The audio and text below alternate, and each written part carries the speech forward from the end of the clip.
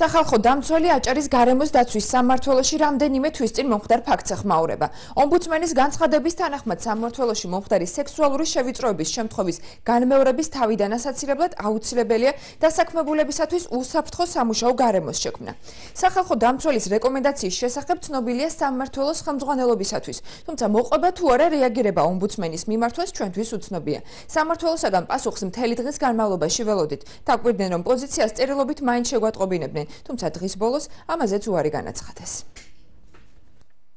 აჭარის გარემოს დაცვისა და ბუნებრივი რესურსების სამმართველოში დაფიქსირებული სექსუალური შევიწროების ფაქტი სახალხო დამცველის ანგარიშში მოხვდა. სწორედ ამიტომ ომბუდსმენმა უწყებას რეკომენდაციით მიმართა შეიმუშაოს სანქციების სისტემა სექსუალური შევიწროების პრევენციის მიზნით და დასაქმებულებს უსაფრთხო სამუშაო გარემოს შეუქმნას. სახალხო დამცველის აპარატმა ეს ფაქტი შეისწავლა 2014 წლის განმავლობაში.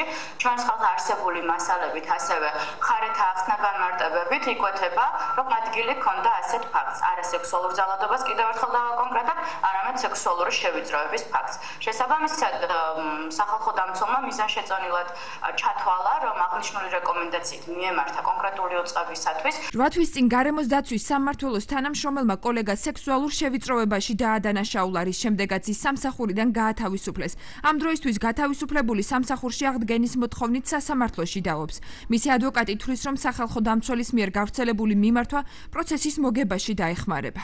ჩვენ ვფიქრობთ, რომ ამ რეკომენდაციას აქვს გადამწყვეტი მნიშვნელობა სასამართლოსთვის და ვიმედოვნებთ, რომ სასამართლოს მხრიდან აღნიშნული გაზიარებული იქნება, რადგან ფაქტობრივად ამ რეკომენდაციით დადასტურებული იქნა ის, რომ საჯარო სამსახურში ადგილი ჰქონდა სექსუალური ხასიათის შევიწროებას. სახალხო დამცველის აპარატში აცხადებენ, რომ საქართველოში დასაქმებულთა სექსუალური შევიწროების შემთხვევები ხშირია. სექსუალური შევიწროების პრევენციის პოლიტიკის განსაზღვრელი დოკუმენტი სახალხო დამცველის აპარატმა 25 ნოემბერს მიიღო და გამოცდილების გაზიარებისაკენ სხვა საჯარო და კერძო დაწესებულებებსაც მოუწოდა.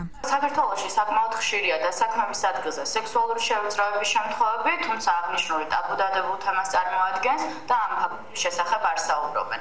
შესაბამისად, ოფიციალური სტატისტიკა ამ კუთხით ჩადენილი ფაქტების შესახებ ჩვენ არ მოგვეპოვება, მაგრამ ჩვენი შესწავლის შედეგებიც ხატყობს, რომ ქალები, ასევე გარკვეულ შემთხვევებში მამაკაცებიც ხდებიან დასაქმების ადგილზე სექსუალური შევიწროების მსხვერპლი.